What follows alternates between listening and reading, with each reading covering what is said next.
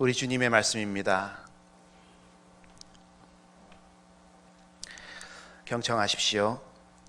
그러므로 나의 사랑하고 사모하는 형제들, 나의 기쁨이요 면류관인 사랑하는 자들아, 이와 같이 주 안에 서라. 내가 유오디아를 권하고 순두개를 권하노니 주 안에서 같은 마음을 품으라. 또 참으로 나와 멍에를 같이한 내게 구하노니 복음에 나와 함께 힘쓰던 저 여인들을 돕고 또한 클레멘드와 그 외에 나의 동역자들을 도우라. 그 이름들이 생명책에 있느니라. 주 안에서 항상 기뻐하라. 내가 다시 말하노니 기뻐하라. 너희 관용을 모든 사람에게 알게 하라. 주께서 가까우시니라. 아무것도 염려하지 말고 다만 모든 일에 기도와 간구로 너희 구할 것을 감사함으로 하나님께 아뢰라. 그리하면 모든 지각에 뛰어난 하나님의 평강이 그리스도 예수 안에서 너희 마음과 생각을 지키시리라. 끝으로 형제들아, 무엇에든지 참되며 무엇에든지 경건하며 무엇에든지 옳으며 무엇에든지 정결하며 무엇에든지 사랑받을 만하며 무엇에든지 칭찬받을 만하며 무슨 덕이 있든지 무슨 기림이 있든지 이것들을 생각하라. 너희는 내게 배우고 받고 듣고 본 바를 행하라. 그리하면 평강의 하나님이 너희와 함께 계시리라. 아멘.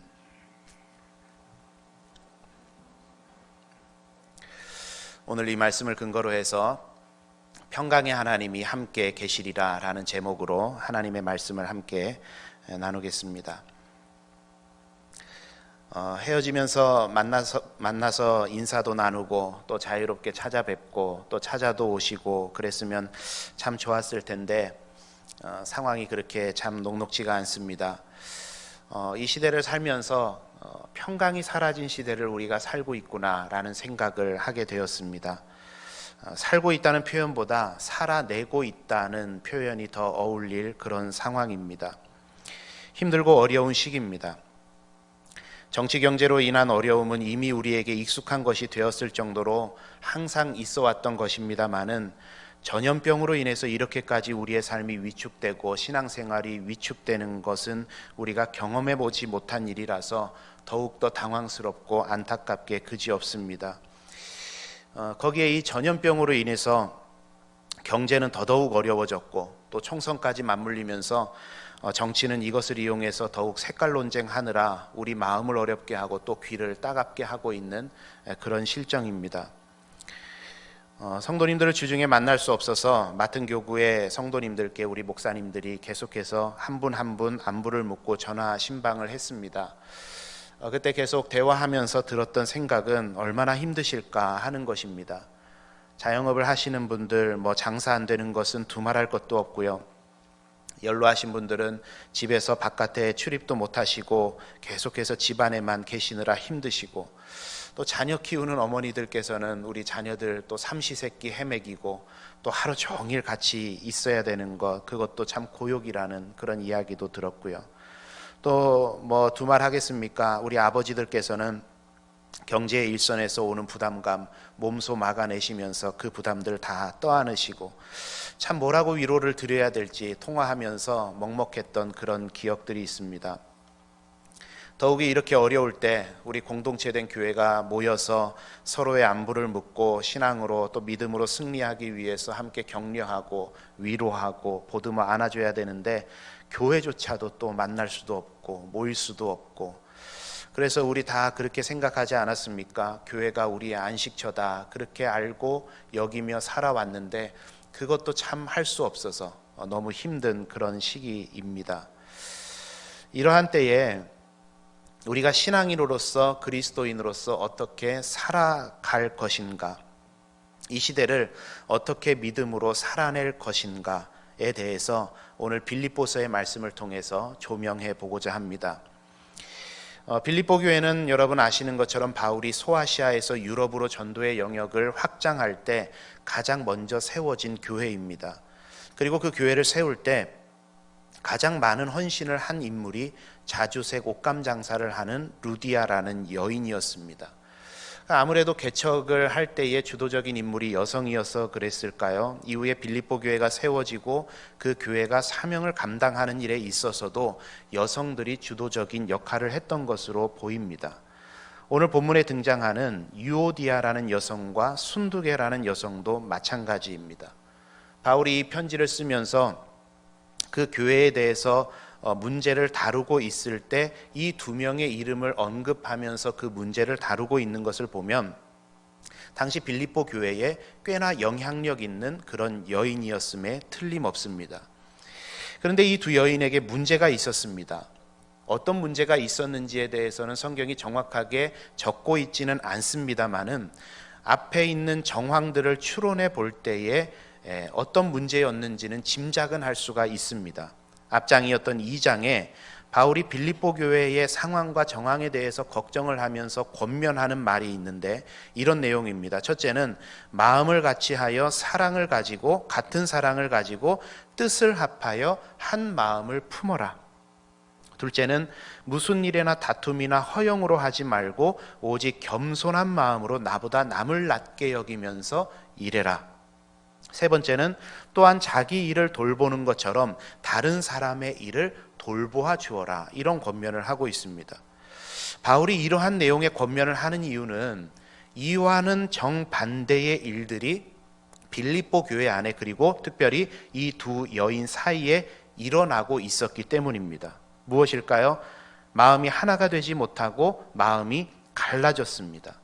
둘째는 일을 하다가 다툼이 생기고 다른 사람 보란 듯이 허영심으로 사역을 감당하면서 교만한 마음을 품게 되었습니다. 셋째는 나는 내 일만 잘하면 되지, 다른 사람의 일을 돌봐줄 필요 없이 나만 잘하면 돼 라고 하는 개인주의, 이기주의의 모습들이 그 교회 안에 생겨났다라는 겁니다. 바울이 빌립보서를 쓸 때가 로마 감옥에 갇혀 있을 때였습니다. 감옥에 갇혀 있다라는 것은 소식을 들을 때 제한된 장소, 제한된 시간에 소식을 들어야 되는데 그 제한된 시간과 장소에서 듣는 그 소식이 교회의 이런 어려움, 두 여인의 불화에 관한 것이었으니까 얼마나 이 두 여인으로 인해서 그 교회의 평강이 깨지고 있었는지 그것은 불을 보듯 뻔한 이야기입니다. 여러분, 현재 우리가 처해 있는 삶의 정황과는 조금 다른 이유이기는 합니다만 그로 인해 나타나는 현상은 똑같다고 생각합니다. 평강이 깨어진 상태, 평강이 사라진 상태, 그 가운데 교회와 성도들이 놓여 있었고 또한 우리가 오늘날 그러한 상태 가운데 살아가고 있는 것입니다. 그래서 바울은 이러한 교회의 상태에 대해서 염려하면서 다시금 하나님께서 주시는 평강으로 돌아갈 것을 권면하면서 하나님의 평강을 다시금 우리가 덧입기 위해서는 어떻게 해야 될 것인가, 세 가지 방법을 그 교회에 전해주고 있습니다. 바라는 것은 우리의 삶을 뒤덮고 있는 여러 가지 문제들로 인해서 우리의 삶의 평강이 깨지고 어수선한 이때에 이 바울의 권면을 통해서 하나님께서 허락하시는 놀라운 평강이 저와 여러분의 삶에도 동일하게 임하게 되는 그런 은혜가 이 시간에 있게 되기를 바랍니다. 이 평강이 깨어진 시대, 교회, 첫 번째 바울이 권면하는 것은 항상 기쁨을 잃지 말라라는 권면입니다. 항상 기쁨을 잃지 말아라. 4절에 이렇게 말을 하죠. 우리 마음으로 한번 따라 읽었으면 좋겠습니다. 주 안에서 항상 기뻐하라. 내가 다시 말하노니 기뻐하라. 빌립보서는 여러분 기쁨의 서신이라는 제목이 붙어 있을 정도로 바울이 이 기쁨에 대해서 굉장히 강조하는 책입니다. 왜 그렇게 바울은 기쁨을 강조할까요? 세상도 교회도 어지럽고 싸우고 분란이 일어나는 상황 속에서 바울은 도대체 무엇을 가지고 기뻐하라는 것일까요? 그 기쁨의 근거는 뭘까요? 기쁨의 조건이 우리 눈앞에 펼쳐져 있어서 야 감사하다 기쁘다라고 할 만한 일들이 있으면 모르겠는데 기뻐하라고 할 때 기뻐하는 게 당연하겠는데 눈앞에 보이는 것들은 다 암흑이고 어지럽고 혼란스럽고 아프고 힘든 상황인데 도대체 바울은 무엇을 보고 기뻐하라고 이야기하는 것이겠습니까? 그에 대한 정보를 발견할 수 있는 게 앞장에 있는 3장입니다. 3장 1절에 바울은 똑같은 말로 이렇게 권면했습니다. 끝으로 나의 형제들아 주 안에서 기뻐하라. 너희에게 같은 말을 쓰는 것이 내게는 수고로움이 없고 너희에게는 안전하니라. 4장에서 읽었던 내용과 똑같은 권면입니다. 끝으로 나의 형제들아 주 안에서 기뻐하라. 그럼 무엇을 가지고 기뻐하라고 이야기할까요? 3장의 전체의 내용을 통해서 그 내용을 바울이 풀어냈는데 이 전체의 내용 다 읽을 수 없으니까 제가 요약해서 설명해 드리면 이런 것입니다. 세상의 타락한 길, 하나님을 거스르는 길을 가는 사람들을 조심하라, 그렇게 말을 하면서 나도 예전에는 교회를 박해하고 핍박하고 나 스스로 의롭다 생각하며 살아왔던, 교만한 마음으로 살아왔던 사람이었다. 그런데 하나님의 놀라우신 은혜로 말미암아 내가 전혀 다른 사람이 되었는데, 어느 정도로 다른 사람이 되었느냐? 내가 그렇게 핍박하고 박해하던 그리스도를 위해서라면 나의 모든 것을 다 배설물로 여길 정도로 그분께 올인한 삶으로 내가 변화되었다. 새 사람이 되었다. 우리의 시민권은 하늘에 있는지라 땅의 일들을 벗어버리고 저 하늘에 있는 하늘 시민권을 가지고 이 땅에서 살아가자. 옛사람들의 일을 벗어버리고 그 기쁨으로 살아가라 권면하는 겁니다. 또 제가 정리해드린 내용도 기니까 이 긴 내용을 다시 한번 압축하면, 바울은 우리를 새 사람으로 변화시키신 하나님께로부터 오는 기쁨으로 우리가 살아가자, 그 내용을 권면한 것입니다. 여러분, 인생의 참된 기쁨은 어디서 올까요? 내가 가지고 소유하고 누리고 있는 것으로부터 기쁨이 옵니까? 잠깐은 기쁠 수 있습니다. 그러나 우리는 경험적으로 압니다. 그 기쁨은 오래가는 기쁨이 아닙니다. 썰물처럼 우리 손에서 금방 없어지는 기쁨들이죠. 모래 위에 지은 집과 같은 그런 기쁨입니다. 그러한 것에 우리의 기쁨의 뿌리를 두면, 근원을 두면 우리는 항상 기뻐하라 말하는 바울의 권면을 이해할 수도 없고, 그것은 바울이나 되니까 가능한 일이다, 그렇게 치부할 수밖에 없습니다. 그러나 그 기쁨의 근원이, 그 기쁨의 뿌리가 우리를 구원하시고 우리를 항상 새롭게 하시는, 새 사람으로 변화시키시는 그 하나님의 놀라우신 은혜의 그 근원을 둔다면, 우리도 항상 기뻐하라는 말이 내 삶을 통해서 확인되고, 내 삶을 통해서도 상황은 어렵지만, 상황은 힘들지만 하나님 주시는 기쁨이 내 안에서 샘솟는 것들을 느끼고 체험하게 되는 그런 놀라운 은혜가 우리의 삶에도 있을 줄 믿습니다. 그래서 바울은 오늘 본문에서도 이렇게 말하는 겁니다. 그냥 무작정 기뻐해라, 덮어놓고 기뻐해라, 그렇게 말하는 것이 아니라 주 안에서 기뻐해라, 주님으로 인하여 기뻐해라, 그분의 구원하심과 우리에게 은혜 주심으로 인해서 기뻐해라, 그렇게 권면하는 거죠. 우리 사랑하는 성도님들, 어두운 터널을 지나는 것 같은 이때에 우리를 항상 새롭게 하시고 우리에게 참된 만족과 기쁨을 주시는 그 하나님으로 인해서 하루하루 기쁨을 회복하고 누리며 살아가시는 우리 성도님들 다 되시기를 바랍니다. 세상은 살맛 안 나지만 하늘의 은혜로 우리를 보듬으시고 항상 우리를 만족해 하시는 그 은혜가 여러분의 삶에 충만히 임하게 되시기를 바랍니다. 평강이 깨어진 시대, 교회, 두 번째 바울이 권면하는 것은 선함과 친절함을 잃지 말라는 권면입니다. 우리 5절도 한번 같이 보겠습니다. 5절입니다. 너희 관용을 모든 사람에게 알게 하라, 주께서 가까우시니라. 관용이라는 단어가 등장을 하는데, 이 관용이라고 번역된 에피에이케스라는 이 헬라어 단어는 신약 성경에 딱 5번 사용이 된 단어입니다.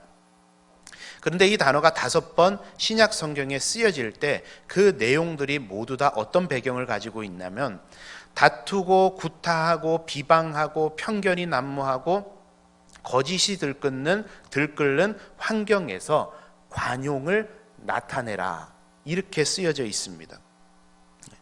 이거 무슨 이야기겠습니까?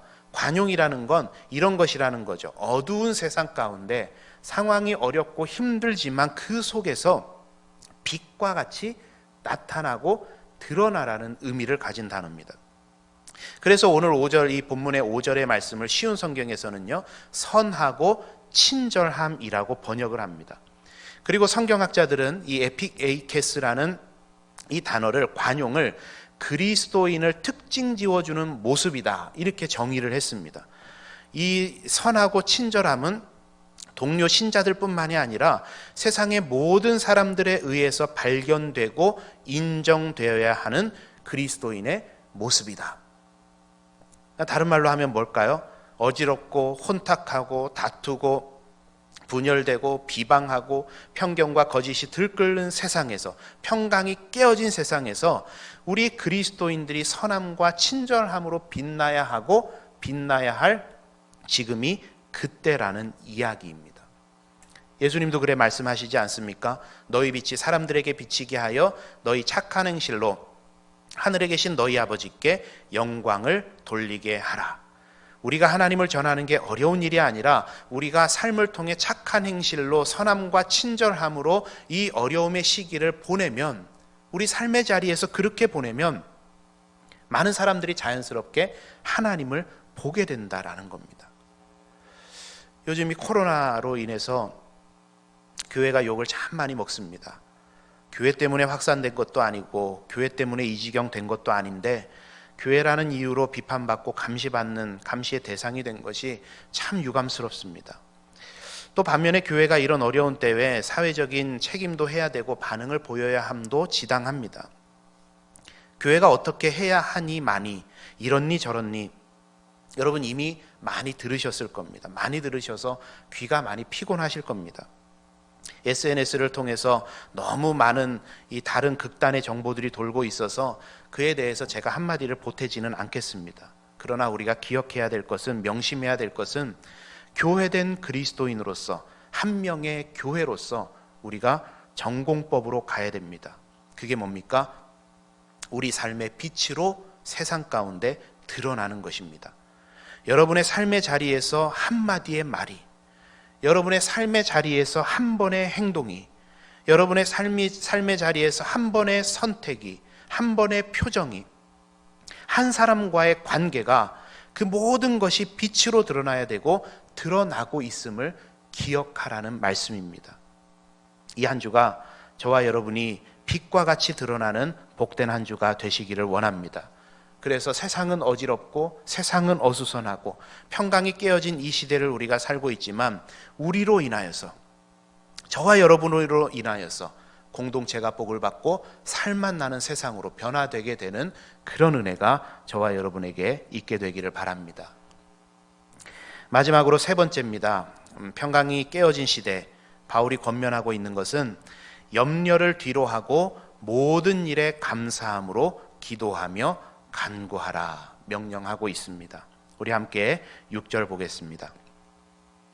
아무것도 염려하지 말고 모든 일에 기도와 간구로 너희 구할 것을 감사함으로 하나님께 아뢰라. 아멘. 문제가 있다면 뭐 하라는 거죠?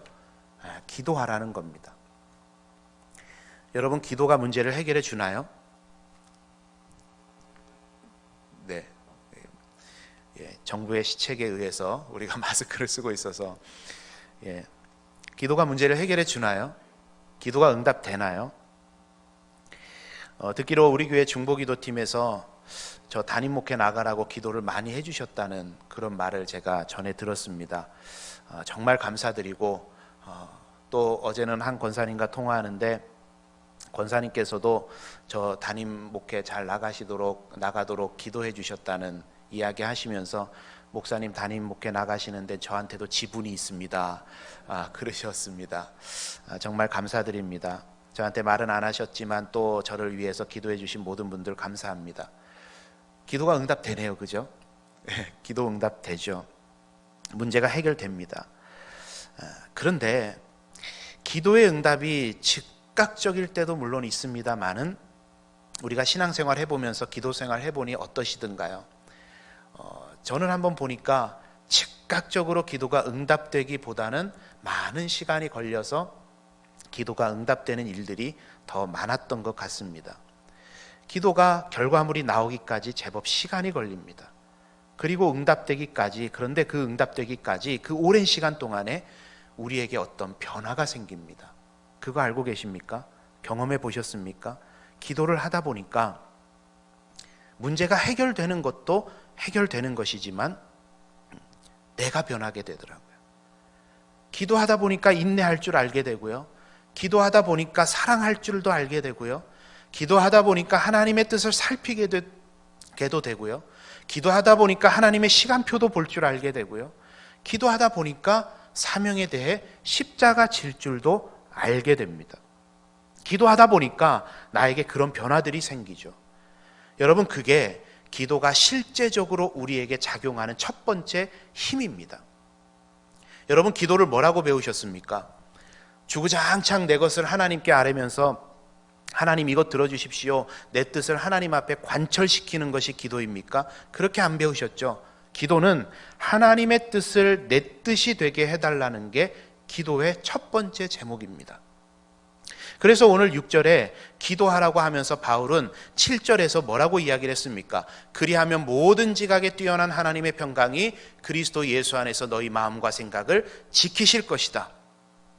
분쟁 때문에, 어려움 때문에 사역이 난관에 봉착해서 다투고 있어서 그 두 여인을 놓고 기도했습니다. 기도했더니 분쟁이 종식되고 어려움이 해결되고 사역의 탄력을 받고 다투던 사람들이 기적처럼 화해하고, 그런 일들이 일어난다고 이야기하는 게 아니라 뭐라고 이야기를 하죠? 그리스도의 평강이 너희 마음과 생각을 지키시리라. 기도의 힘이 외부의 어떤 일들을 변화시키는 에너지로 나타나는 것이 아니라 나를 변화시키는 내면의 에너지로 첫 번째로 작용하더라는 이야기입니다. 이게 기도의 능력의 첫 번째 아닙니까? 바울은 그 기도로 그 능력을 맛보라고 우리에게 권면한 겁니다. 여러분, 힘드시죠? 어려우시죠? 하나님의 위로가 저와 여러분의 삶에 충만히 임하게 되기를 원합니다. 그리고 하나님 우리에게 원하시는 게 있습니다. 기도의 자리를 지키고 찾으라는 겁니다. 기도한다고 하늘에서 이달 월세가 나오겠습니까? 기도한다고 코로나 확진자가 갑자기 급감하겠습니까? 기도한다고 적어도 교회에서만큼은 집단 감염이 일어나지 않는 기적이 일어나겠습니까? 기도한다고 확진받았는데 갑자기 그게 음성으로 바뀌어 버리겠습니까? 기도한다고 이렇게 욕먹는 교회가 욕 안 먹겠습니까? 그랬으면 좋겠지만, 그렇게 믿고 기도하지만 여러분, 우리가 알아야 되는 건 그거는 하나님께서 하시는 일입니다. 기적적인 일들을 하나님께서 우리의 삶에 이루어 주실 수도 있고 자연의 순리대로 두실 수도 있습니다. 우리에게 가장 선한 것으로 하나님은 예비하시고 인도하시고 주십니다. 그거는 하나님의 영역입니다. 하나님께서 우리 그리스도인들에게 원하시는 것은 뭐냐면, 결과는 하나님께 맡겨두고 기도의 자리를 지키고 찾기를 원하시는 겁니다. 3분 기도한다고 뭐가 달라져?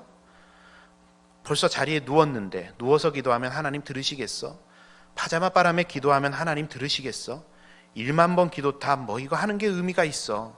아니요. 무슨 일이 일어나는 건 하나님께 맡기시고 우리가 해야 될 일은 기도하는 겁니다. 파자마 바람도 좋고 누워서도 좋고 일하다가 문득 생각이 나서도 좋고 운전하다가 잠깐 중얼거리면서 기도하는 것도 좋고 시간을 정하고 뜻을 정하고 장소를 마련해서 기도하는 것도 좋고 다 좋습니다. 그렇게 기도하면 하나님께서 변화시키시고, 그렇게 기도하면 하나님께서 일하시고, 그렇게 기도하면 하나님의 선하신 계획을 우리에게 알게 하시고, 그렇게 기도하면 우리가 어려움 속에서도 하늘의 평강을 맛볼 수 있는 것입니다. 이 한 주간도 기도의 자리를 지켜내시고 내 삶의 자리에서 기도로 하나님께 나아가심으로 인해서 내 삶에 부어주시는 평강의 복을 누리시게 되는 저와 여러분의 삶이 다 되시기를 원합니다. 말씀을 맺겠습니다.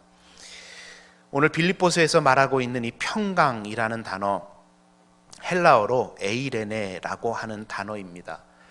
이 에이레네라는 단어가 구약에서 대응하는 단어가 우리가 잘 아시는 샬롬이라는 단어입니다. 평강, 평안, 평화, 화평, 이렇게 번역하는 단어죠. 그런데 구약의 샬롬과 이 신약의 에이레네라는 단어가 동시에 가지고 있는 굉장히 역동적인 속성이 있습니다. 그게 뭐냐면 번영이라는 의미를 동시에 가지고 있습니다. 샬롬이라는 이름을 가지고 있었던 솔로몬, 그의 삶은 평화 그 자체였죠. 그저 심미적으로 고요하고 안정되고 잔잔한 그런 상태를 이야기하는 게 아니라 구약에서 말하는, 신약에서 말하는 이 샬롬이라는 에이레네라는 단어의 뜻은 하나님께서 솔로몬 시대의 모든 것이 질서를 잡고 부요해지고 번영하고 부흥하도록, 개인적으로, 정치적으로, 국내적으로, 외교적으로 모든 것이 질서를 잡고 부흥하도록 인도해 주셨던 것이 구약에서 말하는 샬롬의 의미입니다. 우리가 이 어려운 시절에, 어렵고 암울한 이때에 우리를 새롭게 하시는 하나님으로 인해서 기뻐하고 세상 가운데 선함과 친절함으로 빛을 발하고 무엇보다 기도의 제단을 쌓아간다면, 오늘 본문이 마지막에 뭐라고 마무리하고 있죠? 평강의 하나님이 너희와 함께 계시리라 약속하고 있습니다. 세상에 많은 문제가 있고 우리의 삶을 짓누르는 5만 가지의 짐들이 있을지라도 평강의 하나님이 우리와 함께 하시면, 솔로몬에게 함께 하셨던 그 샬롬의 하나님이 우리와 함께 하시면 그 문제는 문제가 아니라 우리에게 또 다른 기회가 될 줄 믿습니다. 이 기회를 통해서 하나님께서는 우리의 다져진 기도의 제단 위에 다시 한번 삶의, 성도의, 교회의, 그리스도인들의 부흥을 허락해 주실 줄 믿습니다. 이 한 주간도 이 바울의 권면 기억하시면서 실천하셔서 평강의 하나님이 우리와 함께 하시는 그 은혜를 누리며 살아가시는 우리 성도님들 다 되시기를 바랍니다. 우리가 이 시간에 함께 찬양 한 곡 했으면 좋겠습니다. 영상으로 준비가 되어 있는데 가사를 보시면서 여러분의 신앙의 고백을 담아서 또 말씀을 기억하면서 소망 가지고 함께 찬양 드리도록 하겠습니다.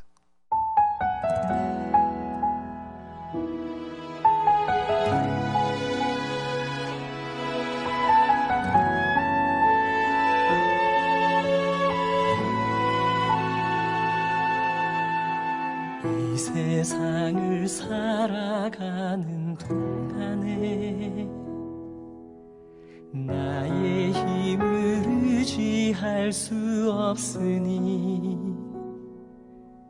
기도하고 낙심하지 말 것은 주께서 참 소망이 되심이라.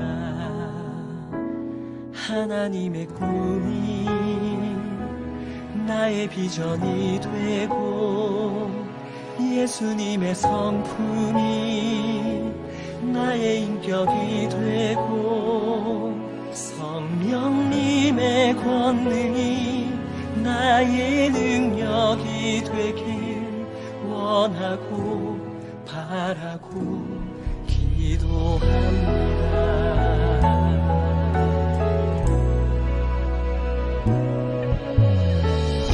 세상을 살아가는 동안에 나의 힘을 의지할 수 없으니 기도하고 낙심하지 말 것을 주께서 참 소망이 되시리라. 걸어가는 동안에 세상에 거두지할 수 없으니 감사하고 낙심하지 말 것을 주께서 참 기쁨이 되시니라. 하나님의 꿈이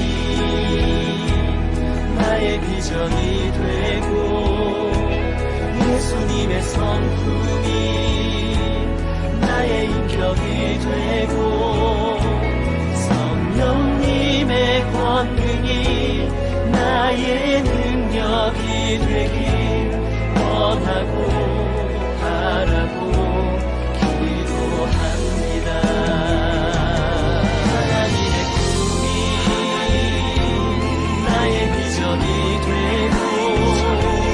예수님의 성품이 나의 인격이 되고 성령님의 권능이